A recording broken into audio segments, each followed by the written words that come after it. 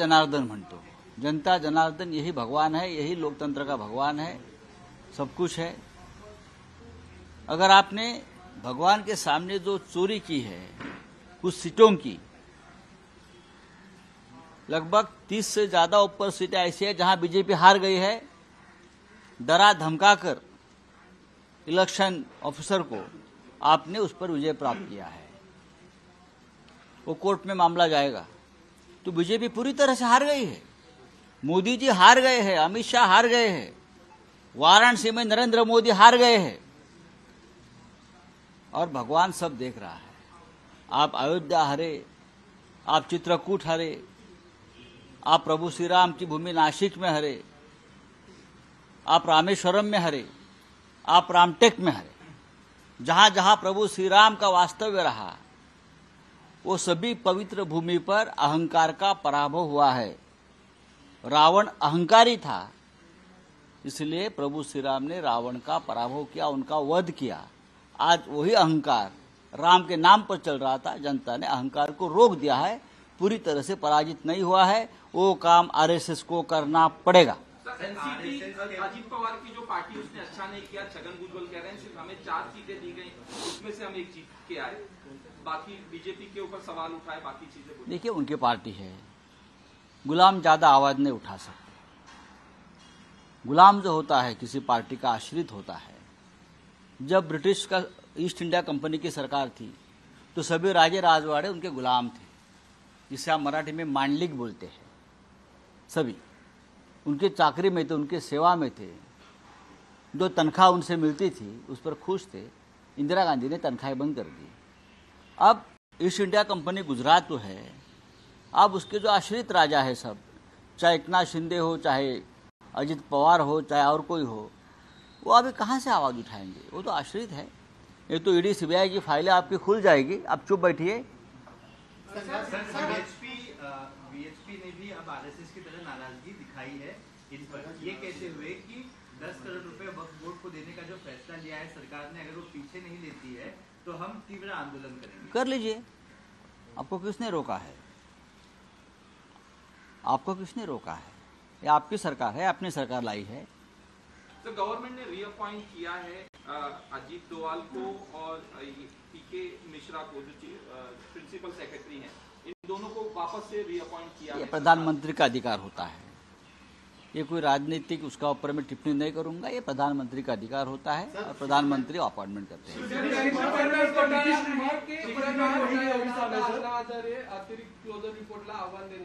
अण्णा हजारे जागे झाले त्याबद्दल मी अण्णांचं अभिनंदन करतो। राळेगण सिद्धीमध्ये हालचाल सुरू झाली आणि ती अजित पवारांच्याच बाबतीत सुरू झाली।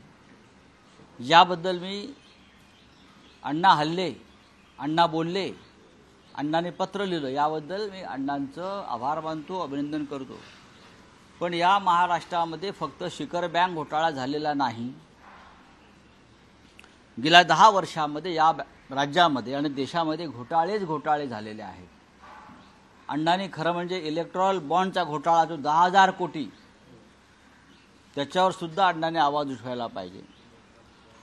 ज्या भ्रष्ट मार्गाने नरेंद्र मोदींनी निवडणुका जिंकल्या त्या देशामध्ये अण्णासाहेबांनी त्याच्यावरती आवाज उठवायला पाहिजे। ईडी आणि सीबीआयचा गैरवापर करून जी खंडणी गोळा केली जाते या महाराष्ट्रात आणि देशात, आणि ती खंडणी भारतीय जनता पक्षाच्या तिजोरीत जाते आहे, अण्णांनी त्याच्यावरती आवाज उठवायला पाहिजे। आयएनएस विक्रांत घोटाळा, विक्रांत युद्धनौका वाचवण्याच्या नावाखाली कोट्यवधी रुपये या मुलुंडच्या नागड्या पोपटलांनी गोळा केले आणि त्याच्यामध्ये सुद्धा क्लोजर रिपोर्ट दिला जातोय किंवा ती तपास थांबवला जातोय चोरांना वाचवण्यासाठी। 38 कोटीचा घोटाळा आणि सरकार त्याला संरक्षण देते त्या घोटाळ्याला।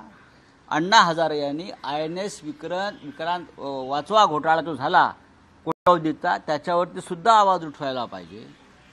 असे अनेक घोटाळे या महाराष्ट्रामध्ये झालेले आहेत। मुख्य म्हणजे एकनाथ शिंदे असतील आणि त्यांचे 40 आमदार, अजित पवार आणि त्यांचे 40 आमदार ह्यांच्यावर ईडी सीबीआयने जे खटले दाखल केले होते आणि ते भ्रष्टाचारी सगळे लोक भाजपात गेले आणि त्यांचे खटले मागे घेण्याचा प्रयत्न सुरू आहे. अण्णांनी त्यांच्या क्लोजर रिपोर्टवर सुद्धा आवाज उठवायला पाहिजे. अण्णांना भरपूर काम आहे. आम्ही अण्णांचं अभिनंदन करतो की फक्त एका शिखर बँकेपुरतं बघू नका. महाराष्ट्रात घोटाळे आहेत. घोटाळ्यांचा पाऊस सुरू झालेला आहे. प्रफुल्ल पटेल यांची 150 कोटीची प्रॉपर्टी जी ईडीने जप्त केली, इक्बाल मिर्ची आणि दाऊशी संबंध आहे म्हणून, ही प्रॉपर्टी भारतीय जनता पक्षाला पाठिंबा देताच मोदी आणि शहांनी त्यांना परत दिली. हा सगळ्यात मोठा घोटाळा आहे. अण्णा हजारे यांनी रामलीला मैदानावर जाऊन त्या संदर्भात आवाज उठवायला पाहिजे. आम्ही सगळे त्यांच्याबरोबर उपोषणाला बसायला तयार आहोत. ज्यांनी रामाची पूजा केली त्यांना संपूर्ण अधिकार मिळायला पाहिजे होते, मात्र भगवंतांनी अहंकारामुळे ते दिले नाही, असंच घरचं आहे आरएसएस संघाच्या सदस्यांनी. मी आता त्याच्यावर बोललेलो आहे. हिंदीमध्ये बोललो मी, समजून घ्या. अरे पांडेजी बोल रहे हैं. हां, काय आहे सर, ज्या रामाची पूजा केली त्या रामाच्या नावाने पूजा केली, त्यांच्यामुळे संपूर्ण हे मिळायला पाहिजे होतं, मात्र ते भेटलं नाही. भगवंतांनी अहंकारामुळे ते काढून घेतलं, असं घरचं आहे आरएसएस संघ. प्रभू श्रीरामानं नरेंद्र मोदींचा पराभव केला. नरेंद्र मोदींनी अयोध्येत जाऊन रामाची पूजा अजिबात केली नाही, तर स्वतःचीच पूजा करून घेतली. आपण जर अयोध्येतला श्रीराम प्राणप्रतिष्ठा सोहळा पाहिला असेल तर सर्व कॅमेरे हे रामाच्या मूर्तीपेक्षा हे नरेंद्र मोदींवरच होते. त्यांनी रामाची पूजा केली नाही. त्यांनी त्यांच्या चमच्यांकडून आणि भक्तांकडून स्वतःची पूजा करून घेतली. त्याच्यामुळे प्रभू श्रीरामानं अहंकाराचा पराभव केला. रामायणामध्ये रावण हा अहंकारी होता, म्हणून रामाकडून त्याचा पराभव आणि वध झाला. लोकशाहीमध्ये मतपेटीतून हा पराभव घडवून आणला. तरी हा पराभव अर्धवट आहे. पूर्ण पराभवासाठी राष्ट्रीय स्वयंसेवक संघाला हा अहंकार खतम करण्यासाठी त्यांनाही पुढे यावं लागेल. आतापर्यंत जे केलं आहे ते विरोधी पक्षाने आणि जनतेने केलं आहे. तुम्ही काय केलं? विरोध घरचा आहे दिला जातोय भाजपला, कुठेतरी संघ दुखावला आहे का? ते काय त्यांचं काय दुखावलं वगैरे त्यात मला पडायचं नाही आहे. संघाला या देशाच्या लोकशाहीची, सभ्यतेची, राजकीय सभ्यतेची, संस्काराची चिंता असेल तर RSSनं पडद्यामागे राहून अशा प्रकारे प्रवचनं न जोडता या देशाच्या जनतेला दिशा द्यावी. आणि मला पूर्ण खात्री आहे RSSने ठरवलं तर मोदींचं अहंकारी सरकार सत्तेत 15 मिनिटे राहू शकणार नाही. याचा अर्थ असा आहे की नरेंद्र मोदींचं सरकार त्यांना पाडायचं आहे आणि अहंकाराचा पराभव करायचा आहे. भारतीय जनता पक्षाचं सध्याचं सरकार जे आहे, मोदीचं अहंकारी सरकार, याला सुरुंग लावण्याचं काम जर त्यांची मातृसंस्था करत असेल तर ते राष्ट्रीय कर्तव्य पार पाडतायत असं मी मानतो. देवेंद्र फडणवीस म्हणाले की जे निरेटिव्ह घालून जे लोक जिंकलेले आहेत ते निरेटिव्ह जास्त दिवस चालत नाही. कोणता नेरेटिव्ह? जे लोक जिंकलेले आहेत आम्ही कोणताही नेरेटिव्ह सेट केला नाही.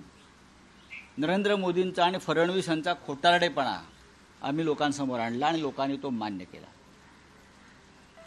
400 पार केल्यावर, जागा जिंकल्यावर आम्ही संविधान बदलू हे आम्ही म्हणालो नाही. हे तुमचेच भाजपचे लोक म्हणत होते आणि त्या सगळ्यांचा पराभव झाला आहे. ज्योती मिर्झा सांगत होती, स्मृती इराणी सांगत होती, अयोध्येचा खासदार लल्लन सिंग तेच सांगत होता आणि त्या सगळ्यांचा पराभव जनतेने केलेला आहे. आपलं सरकार भ्रष्ट आहे हे सांगायला नॅरेटिव्ह कशाला पाहिजे? देशभरातले सगळे भ्रष्टाचारी आपण आपल्या तंबूत घेतलेले आहेत, महाराष्ट्रात घेतलेले आहेत. अजित पवार भ्रष्ट आहेत की नाही? एकनाथ शिंदे बरोबरचे 40 लोक भ्रष्ट आहेत की नाही? हां, अशोक चव्हाण आदर्श भ्रष्ट आहेत की नाही? हे फडणवीसांनी जाहीर करावं ना. तुम्ही फडणवीस हे या राज्यातल्या राजकारणातले खलनायक आहेत, विलन आहेत. मी वारंवार सांगतो, या राज्याच्या संस्कृतीची वाट, सभ्यतेची वाट ही देवेंद्र फडणवीस यांनी लावलेली आहे आणि त्याच्यामुळे आमचं त्यांच्याविषयीचं जे भांडण आहे ते कायम राहील. हिंदी में जानना चाहूंगा आपने देवेंद्र फडणवीस को बुलंद कहा महाराष्ट्र मैं पहले भी कहा है, नई बात नहीं है. महाराष्ट्र की राजनीति में एक सभ्यता हमेशा रही है. पॉलिटिकल कल्चर रहा हमारा, सभ्यता रही। हम हमारे विरोधी जो भी हो उनको गलत इल्ज़ाम में कभी फंसाकर उनके फैमिली को कभी हमने तकलीफ नहीं दी। जब से देवेंद्र फडणवीस महाराष्ट्र की राजनीति में उनको जो मुख्यमंत्री पर, उसके बाद उसने एक जो गैंग बनाई, पॉलिटिकल अंडरवर्ल्ड गैंग, उसमें ईडी और सीबीआई जैसे लोग भी शामिल है, पुलिस शामिल है। उनको मिलकर ये लोगों ने इस महाराष्ट्र की सभ्यता को खत्म किया है और सभी भ्रष्टाचारी को अपने साथ लेकर इस राज्य को बदनाम किया है। चलो, थैंक यू। सर, एक सवाल, देवेंद्र फडणवीस का ये भी कहना है कि इस लोकसभा चुनाव में यूपीटी को जो है वो मराठी लोगों के वोट नहीं मिले हैं। तो किसके मिले? आपको मिले क्या? आपको मिले? लाखों लाखों वोट मिले हैं, लाखों लाखों। वो किसके वोट है? यहाँ का साउथ अफ्रीका, श्रीलंका, हाँ, ईरान, इराक से लोग आकर यहाँ वोट करते हैं क्या? इस मुंबई में मराठी, आप जाकर धारावी में किसके वोट मिले? धारावी की आप देखिए, गिरगांव में देखिए, दादर में देखिए, भांडुप में देखिए, जहां जहां हमारे लोग जीते हैं या कम मार्जिन से हारे हैं, वहां तो सब मराठी ही मराठी है। जिनको वोट का अधिकार है उसने हमको वोट दिया है। आप लोगों को जो जीत है वो सीधी तरीके से पारदर्शक जीत नहीं है। अमोल कीर्तिकर की चोरी की आपने। अमोल कीर्तिकर, हमारी जीत स्पष्ट है, निर्णायक है और इस राज्य के सभी जात धर्म के लोगों ने हमको वोट किया है, चाहे मराठी हो, चाहे मुस्लिम हो, चाहे क्रिश्चियन हो, चाहे पारसी हो, चाहे गुजराती हो, सभी ने हमको वोट किया है महाराष्ट्र में। मोदी सरकार पंगु सरकार है, हम जब चाहें इसे गिरा सकते हैं। साथ ही वायनाड से प्रियंका गांधी को भी चुनाव लड़ाने की बात कांग्रेस। अच्छी बात है, हम स्वागत करेंगे। वायनाड से कोई गांधी परिवार से चुनाव लड़ता है तो वहाँ के लोगों का सम्मान रहेगा। तो हमेशा राहुल जी को जिताया है, तो गांधी परिवार के साथ केरल का एक अलग रिश्ता बना है। सर, आपसे एक सवाल जानना चाहेंगे। सर, विधानसभा चुनाव के लिए सबने कमर कस ली, हम देख रहे हैं लगातार मीटिंग हो रही है। इसमें अब सिर्फ मीटिंग्स के बाद किस तरीके की प्रक्रिया समाएगी आप लोगों की तरफ से? सीएम का पद किसको मिलने वाला है? उद्धव ठाकरे ही बने रहेंगे? क्योंकि कांग्रेस लगातार ये दावा कर रही है कि हमारी तरफ से भी सीएम के पद के लिए लोग आगे आ रहे हैं। ठीक है, चुनाव होने दो, चुनाव होने दो। रोहित पवार ने कहा कि जयंत पाटिल चेहरा हो सकते।